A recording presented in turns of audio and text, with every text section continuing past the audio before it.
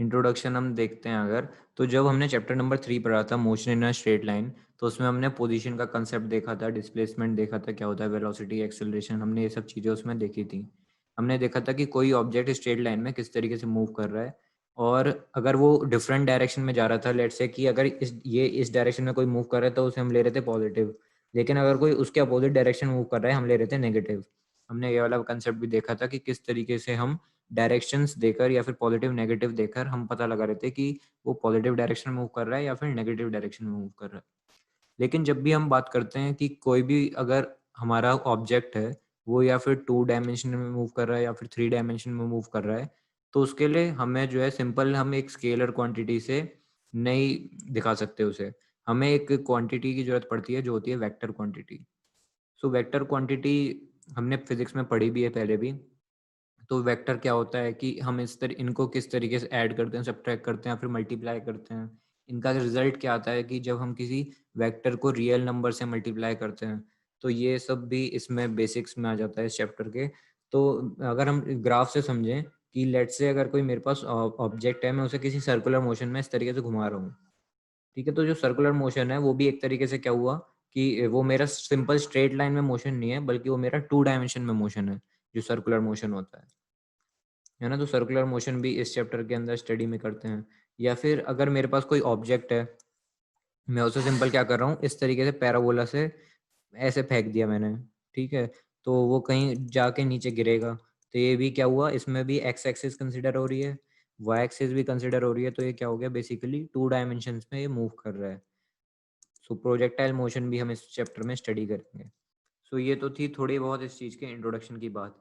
अब देख लेते हैं कि एक्चुअली में स्केलर क्वांटिटीज और वेक्टर क्वांटिटी क्या होती है, इनके बीच में क्या डिफरेंस होता है। सो स्केलर क्वांटिटी जब तक स्केलर है जब तक उसके पास डायरेक्शन नहीं है, ठीक है। उसके पास बस एक मैग्नीट्यूड होता है। जैसा कि अगर मेरे पास लिखा है कि 2 मीटर मैंने मूव किया, तो ये मीटर जो है ये सिंपल है कि उसके पास एक यूनिट है और एक मैग्नीट्यूड है 2। उसको ये नहीं पता है हमने कि उसने नॉर्थ में मूव किया, साउथ में मूव किया, या फिर किधर भी मूव किया। कोई एक्सिस हमने नहीं दी कि इस एक्सिस में वो मूव कर रहा है। तो बेसिकली हमने उसके डायरेक्शंस नहीं दिए। इन सब से कंफ्यूज मत होना, ये सब ठीक है। तो बेसिकली हमने उसके डायरेक्शंस नहीं दिए उसे, तो इसलिए हम उसे बोल देते हैं स्केलर क्वांटिटी। जैसे कि हम बात करते हैं कि अगर मेरे पास कोई 2 पॉइंट है और मैं उनके डिस्टेंस के बीच में बात करूं, तो वो हो जाता है एक स्केलर। अगर मेरे पास कोई और ऑब्जेक्ट है और अगर मैं उसके मास की बात करूं तो वो भी हो जाता है एक स्केलर।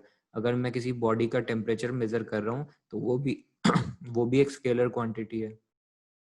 और हम स्केलर्स को किस तरीके से ऐड करते थे, सिंपल ऑर्डिनरी एलजेब्रा को यूज कर कर। लेट्स से कि अगर कोई 2 मीटर मूव कर रहा है, कोई 3 मीटर मूव कर रहा है ना। तो अगर कोई 2 मीटर और 3 मीटर दोनों मूव कर रहा है और हम उसे जोड़ देंगे तो वो आ जाएगा मेरे पास 5 मीटर।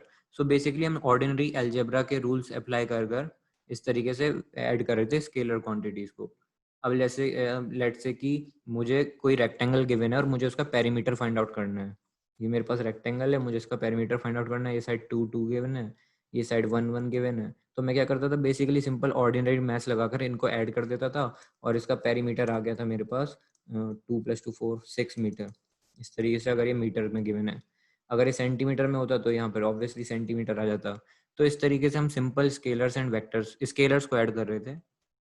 अब ये वेक्टर क्या है एक्चुअली में, वेक्टर में क्या है कि जैसे मेरे पास मैग्नीट्यूड है, मैंने क्या बोल दिया, डायरेक्शन भी दे दी उसको।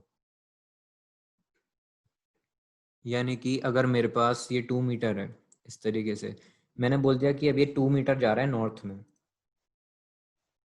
ठीक है। और इस तरीके से फिर वो मुड़ जा रहा है 1 मीटर ईस्ट की तरफ, फिर वो आ रहा है 2 मीटर साउथ में, और फिर वो जा रहा है 1 मीटर वेस्ट की तरफ। तो मैंने बेसिकली क्या किया, मैंने मैग्नीट्यूड तो दिया ही, मैग्नीट्यूड हो गया 2। या मैंने फिर यहाँ पे डायरेक्शन भी दी, डायरेक्शन हो गई नॉर्थ हो गया, वेस्ट हो गया, साउथ हो गया, ईस्ट हो गया। तो ये होता है वेक्टर क्वांटिटी। और कुछ क्वांटिटी और इतना ज़्यादा इसमें दिमाग नहीं लगाना। सिंपल ये मैग्नीट्यूड गिवन है, डायरेक्शन भी गिवन है, वो हो जाती है वेक्टर क्वांटिटी। और इन वेक्टर क्वांटिटी की एक खास बात होती है कि ये ट्रायंगल लॉ और वेक्टर लॉ को, पैरेललोग्राम लॉ को फॉलो करती हैं। So a vector quantity is a quantity that has both magnitude and direction, and they obey triangle law of addition and parallelogram law of addition. तो अब ये triangle law और parallelogram law क्या होते हैं इन्हें भी हम देखेंगे थोड़ी देर में। पहले आप इसका इंट्रोडक्शन पार्ट नोट डाउन कर लो अपनी भाषा में।